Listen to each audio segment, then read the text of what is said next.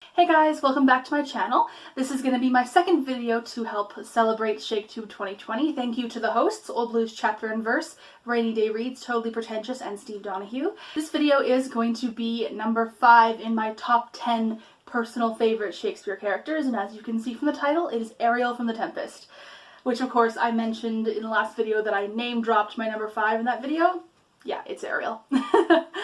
Now, I touched on Ariel very briefly when I was talking about Prospero, but left most of it for this video because there's a fair amount. This character is quite complex. We find out from the conversations between Ariel and Prospero that prior to Prospero's arrival on the island 12 years ago, Ariel was the slave to a witch named Sycorax. Now, Sycorax is described as being very, very cruel to Ariel, and since Ariel was a spirit of the air, she was incapable of doing a lot of the stuff that Sycorax wanted her to do, and so Sycorax ended up trapping her inside a tree, which sounds relatively benign for a spirit, but it's described as intense torture. The play doesn't really go into any detail, which good, I don't need detail on Ariel's torture, but that was the situation, and Ariel was inside this tree for 12 years before Prospero arrived on the island, and Sycorax died during those 12 years. So as far as anyone was aware, Ariel was just going to stay there, and it seems pretty obvious that Sycorax had no intention of ever letting her out, or if she did, she just didn't get to it. So when Prospero arrives on the island and frees Ariel, he says, if you work for me for X number of years, then I will help free you. Or maybe he frees her first and then asks for that payment. But the result is that Ariel is in a very similar situation with Prospero that Puck is with Oberon, except that there's the occasional outburst of them arguing over, you said you would free me, yes I know, you haven't done your side yet. Ariel is very obviously quite eager to receive her freedom, which makes perfect sense because one, anyone would, and two, she's a spirit of the air, so being trapped in one place is literally contrary to her physical nature. So there's some tension there involving the two. However, when they are working together, Ariel seems to actually be fairly happy. Almost the first thing she does that we know she's doing is hear her describe the Tempest that she created to Prospero. And you can tell she is so proud of herself. She's proud about the fact that she created this Tempest and how it affected the men and the fact that she was able to get all of them to shore without any of them getting hurt, and it's like, she takes pride in her work. You can tell. Prospero, it might be the one in charge, but he very often will get Ariel to actually do his dirty work for him. So, I know, like, Prospero is definitely powerful, but I kind of wonder how powerful he would be without Ariel. He still would definitely be very powerful. He would have to be to get Ariel out of the tree. But is he just choosing to let Ariel do it? Or, like, I don't know. Anyway, it's not really that relevant, but it's just an interesting question. Ariel does seem to care about Prospero, and she even seems to like him. It's just that she also really, really, really wants her freedom, and he is currently the one who is keeping it away from her. But one thing that I do find very interesting is that in the final scene, when Prospero starts to actually tell Ariel, like, oh, no, not long now, like, we're almost done and then you can be free, Ariel almost starts to kind of seem to be desperately trying to make Prospero happy. And yes, it is obviously because she wants to be free, but it almost seems like a teacher's pet student at the same time, and it's kind of hilarious, which I love. Like, there's a number of times where she asks, in not so many words, or in Shakespearean language, you know, how'd I do? Is this good? Am I doing what you want? Like, is this working? And Prospero's answering like, yes, you're doing great. This is awesome.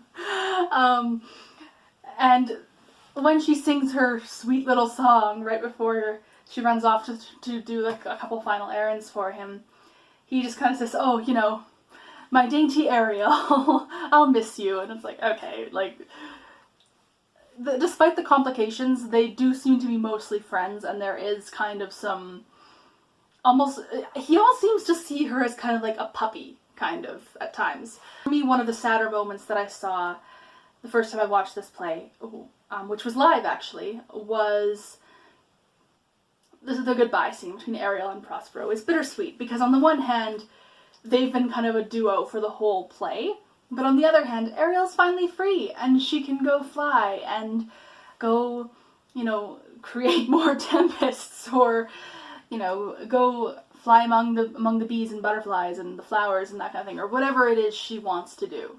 Because she's free now, she can do whatever she wants. And that's how her story ends. Her story ends with her finally being free after 24 years of imprisonment or indentured servitude. So yeah, her ending is rather sweet, and I like it. A few other elements to Ariel's personality that I kind of enjoy. One, she seems quite theatrical. For instance, the first time we see her, she comes in and gives this very dramatic retelling of the Tempest she just created. And yeah, I'm sure she's probably trying to win Prospero's favor because she wants to be released or whatever. But she also seems to genuinely enjoy her work. She's not malevolent, and at Prospero's request, she did save all of the men so no one died. She didn't even sink the ship, actually. But she kind of enjoyed dancing in amongst the waves and creating all these false fires and stuff all over the place, or maybe real fires. But for me, the most theatrical moment for Ariel that we actually get to see is the banquet scene when she suddenly appears to accuse Prospero's guests of all these horrible crimes and very dramatically brings down judgment on them. And she's very, very dramatic during that scene. She should be. She does a great job. I just kind of enjoy that. And now I want to discuss a couple different interpretations of the character that I've seen.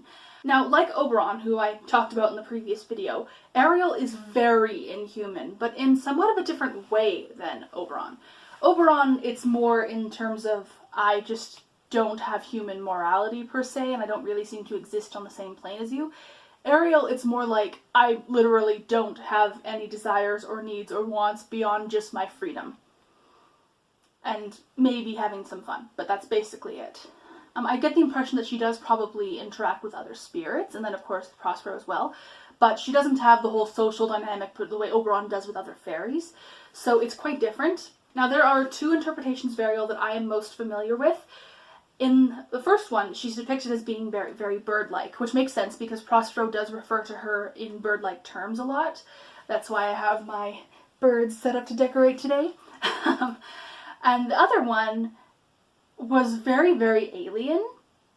And I did like both interpretations, but I think I actually preferred the second one more because it really, really drove home that this is not human. This person is not a human being. She is something completely different from us.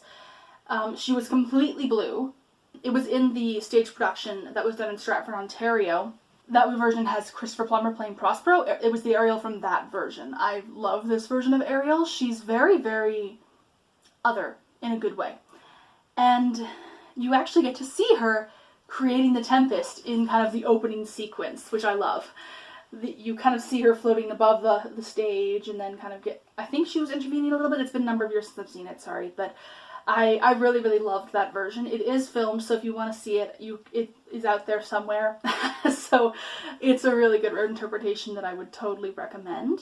I think if I was to boil down why I find Ariel interesting down to like a single, I guess, sentence or single nugget of information or whatever, it would be that while she is very much a playful trickster archetype type character, she also has a very sad undertone to all of that, which makes sense because she's been through 24 years of not having her freedom. And then on top of that, she's given a happy ending and she gets her freedom at the end, which I love. And in a way, giving her freedom is kind of one of the final steps in Prospero getting his full redemption arc, because so much of the play is Prospero learning to forgive and learning to, I guess, choose to be the better man and move on. And I think part of that is choosing to let go of Ariel, because he needs to give up on this being that he's created for himself, this kind of whole entity and persona and set of skills that he's gained. He needs to let that go, and Ariel is the embodiment of a lot of that. So letting her go, I think, is almost as symbolic as his final decision to throw his book and other magic artifacts into the sea. Also, kind of just an interesting little thing with Ariel. Ariel is often compared to the two elements of fire and air. Obviously, in terms of air, it's because she's literally an air spirit. The name even sounds a lot like it, which was probably part of the reason why Shakespeare picked the name. But in terms of fire, Ariel is often referenced as creating flashes of light or fires up in the tops of the ship or whatever. And I think the significance of this is that Ariel is both ephemeral and eternal. She's a spirit, so she's unaging, she's never changing, but in reference to fire, she changes locations and shapes so fast that it's very hard to get a peg on her at times, which I think is a theme with Arial. She is, at her core, the same, always, but she takes many, many shapes throughout the play, and we get the impression that she takes even more, or that she can take even more. So when you factor in kind of what we hear in the opening scene, her describing what she did during the Tempest, it makes a lot of sense with her being compared to those two elements. So that's going to be it for this video. Thank you for watching. If you have any questions or comments, please put them down below. I'm actually considering doing a video comparing and contrasting Arial to her literary ancestor, Puck. Let me know if that sounds interesting to you. I don't know if or when it's going to happen, but, you know, it might. Have a wonderful day, and I'll see you later. Bye-bye.